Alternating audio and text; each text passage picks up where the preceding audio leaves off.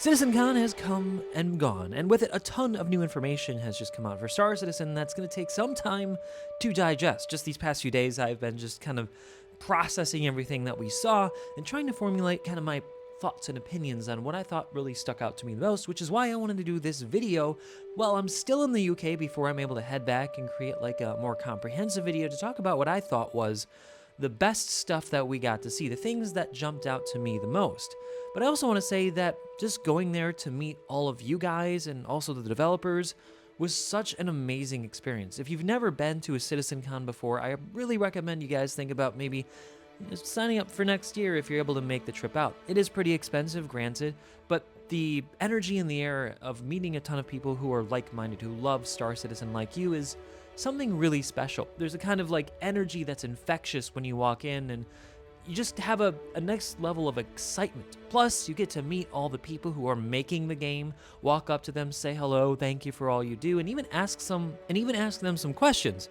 So long as you don't ask when, because they're not going to tell you when. I did ask a few times, with the caveat that they didn't have to answer, but yeah, of course, I never got a when answer. Anyway, I wanted to go over the best stuff of Day 1 and Day 2 for me. Now, Day 1 was packed full of really great information about the future of the game. It was more technically minded than Day 2. We got to see the new planet tech that they've been working on, which they've coined Genesis. It's a whole revisitation of the systems that make up planets, and it's going to help them make more planets going into the future. They have a new tool called Starchitect, which is going to help them propagate points of interest across planet surfaces and basically make the planet surfaces have something to see around what they said around every 100 kilometers, which is a pretty big distance, but in Star Citizen, you're traveling in really fast ships, so that kind of distance kind of makes sense. This is going to ensure that we can log in and have things to do every day that are different than the day before, which is really exciting. And as you might imagine, this system is meant to help them make more planets in the future, with 100 star systems left to go. Well, 98 if you count Pyro and Stanton. It's a lot of work to do, and this is going to help make that job a heck of a lot easier. So far as the future of Star Citizen is concerned, it's great to see them working on these tools to help them make more of these planets and more of these star systems. But one of the highlights of the day was definitely the new org system, the new social system in general. So we're getting a new friends list, we're getting a new way to search for parties and to put out party invites. You can actually post up your party on a list and have people join you and tell people what you're doing. It's going to be great to get the community together in a much better way. But also, finally, we're getting org tools. Now, if you've not played Star Citizen, you might not know that we've not had org tools for the entire 12 years this has been in development. So all this stuff has been on the website where you could kind of say like who's in your org, but there's like no way to identify people in the game or do anything in the game that has to do with orgs, other than just organize yourself on Discord, right? So we're finally gonna get those tools. We're gonna get calendars to schedule events. We're gonna have alliances. We're gonna be able to schedule, or we're gonna be able to assign who's friend, who's foe, and actually start wars with other orgs like EVE Online. So a lot of this stuff is pretty EVE Online-esque, but there's definitely some additional tools in here that EVE doesn't have. Permissions for accessing things like bases, space station, I'm spoiling some things, and org-owned ships, so they didn't talk too much about that. And of course, the most exciting thing of Day 1 had to be the Squadron 42 live demo done on stage. It was done by Chris Roberts and Richard Tyre, who's now heading off the development of the whole Star Citizen universe, but he was originally doing Squadron along with Chris Roberts, and he played through it an hour total on stage. And we know it was actually real because it crashed twice. It wouldn't be Star Citizen without the crash, and at least prove that they were really playing it. They ended up posting a non-crashing version a little bit later. It's around an hour and 16 minutes, and if you haven't watched it, oh my god, you gotta check it out. It is incredible. But I will say, one of the things that really jumped out to me the most is that the narrative was really good. This is something that I was a bit concerned about going in. I wanted to see if it was really going to grab me, and I gotta say I was on the edge of my seat for the entire time. It wasn't just about the pretty visuals, we know they do those well, but also about the characters, about the immersion factor. Like everything was just, it was like being in a movie. It's hard to describe without watching it, but you guys should definitely check it out. Day 2 then was also action-packed, but more about Star Citizen. It was a bit shorter, but maybe had more information than even Day 1. they started off with some really great stuff, but crafting jumped out to me the most. So we're going to have a crafting system in Star Citizen, which is going to involve the mining system that's already in the game. We're going to have refining, more advanced manufacturing. Think kind of like Satisfactory if you've played that, but maybe not quite so complex. And this will involve, base building so that you can place down all of these manufacturing items to collect that stuff and gather it and then ship it off to be manufactured into parts. And you can actually have 3D printers and build them of different scales and even manufacture your very own ships, which is quite a bit of a change from, well, not change, but development from what we knew in the past. That's really exciting. And actually, manufactured ships will have benefits. You'll be able to upgrade existing ships that you buy on the website to up to what they call Tier 5. Well, this wasn't explained too much. The thought behind this is that manufactured items like components, weapons, ships are going to be better than the ones that you just buy, the ones that you can buy from the website, the ones that you could buy from shops in-game. So there's going to be incentive to go out and do these loops. They also showed off a sandworm, and the sandworm was real. It was actually in-game. It's going to be in Nyx. It's going to be in Pyro. And this is where you're going to go and attack to get some really valuable resources. This is one of the examples of how they're going to tie different gameplay loops into things like manufacturing and mining and gathering and base building. We also got a new ship, the Star Lancer, which was pretty cool. I'm going to do a whole video on that later, so I'm not going to spend too much time on it. But the very biggest part of Day 2 was, of course, the introduction of 1.0, the explanation of what it's going to include. Now, they did say it on Day 1, but I will now include it in this section because I think it's just a little bit more tidy.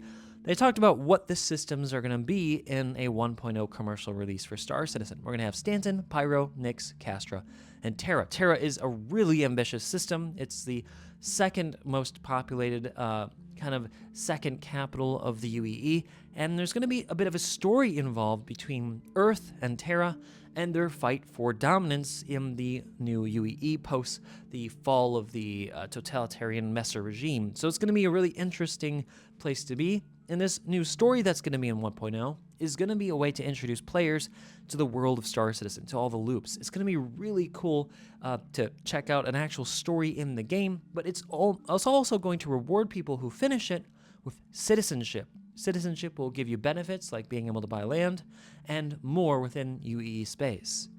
Along with the 1.0, they're also going to be introducing guilds which oversee all the different job sectors, but the important thing is that all this stuff is going to be looped together in neat loops where you're mining, manufacturing, doing jobs, and everything's connected in a way that makes sense so that you have things to do, that when you log in every day, you have a goal to meet and things to achieve, progression in the game, in other words. They also talked about how there's going to be lawful and unlawful systems. This is nothing really too new, but they definitely started talking about it like more EVE Online style of gameplay, where some sectors are going to be areas where you will fight for control against other orgs, and there's going to be mechanics to allow you to do so, like being able to fight over planetary shields, which will give the org who owns it invulnerability for a week until it re-rolls to the next person who bids for it using tokens. This is another whole system that I'd love to go into, and I will go into when I have a dedicated video for it. In bases, we'll have things like shields, air, and ground defenses, because in the lawless sectors, there's not going to be any protection for you, but the protection you provide for yourself. So it's going to be a pretty wild money and time sink for big orgs who want to have really cool and big constant events to do. But maybe the most exciting thing of the 1.0 thing, aside from knowing all the star systems and knowing that they're going to actually make gameplay loops and not islands of content and features like Richard Tyre was talking about, was that we're going to be able to build space stations as a grand end game for big organizations and alliances. These space stations are going to offer benefits of better and quicker manufacturing, a hub for players to meet up and buy and sell and trade. And by the way, bases and stations will be able to have their own shops to sell your wares and make money for the org. So you might, say, corner the market on a valuable resource and a valuable manufactorum to make really great parts that nobody else can make and sell them at a premium at your own shop in a station or planet surface outpost base. But the really big reveal was that these locations, these big space stations that we can build, Well, they're going to allow us to build super capitals like Bengals and, well, some of the other things we got to see a little bit of a hint of in Squadron 42. I'm really excited for this. This is exactly what I think Star Citizen needs to keep people playing long term, to keep them interested in fighting, and where there's always a loop, a give and take, where there's not a chance that you're just going to finish the game and be done with it. I mean, obviously you can get bored with it, but there's not a part where you just achieve everything and that's it for the game and you leave it and go off and do something else. It's going to have loops and ways to sink your resources into and keep you interested long term. But overall, my thoughts on both Day 1 and Day 2 are that much of what they talked about, aside from Squadron 42, where they talked about a release date in 2026, was left up in the air as to when it's going to actually happen. Unfortunately, we have no dates for any of this stuff, which makes me think a lot of it is quite far away. So while I'm very excited for everything they talked about, it's a bit tinged with sadness knowing that we're going to have to wait quite some time to see any of this stuff make its way in-game.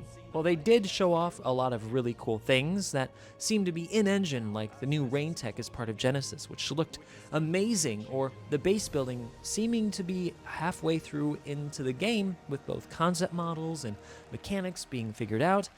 It still feels like it's not going to be in the game anytime soon. So we'll just have to wait and see if they decide to publish some kind of roadmap, which is what I'm hoping for. I think that's what they really need to do post 4.0, because once that releases this year, it's going to feel a little bit like, well, we know where we're going, but when is that going to happen, right? So hopefully they come out with something soon and give us a little bit more of an explainer of what we can expect in the coming patches after 4.0, leading up to the full 1.0 commercial release. Anyway, guys, I hope you enjoyed this little quick video. It's not little anymore, actually. It ended up being a little bit big, but I hope you guys enjoyed me going over the best bits. I will, in fact, go back and make individual videos on some of the things I thought were most interesting about this event.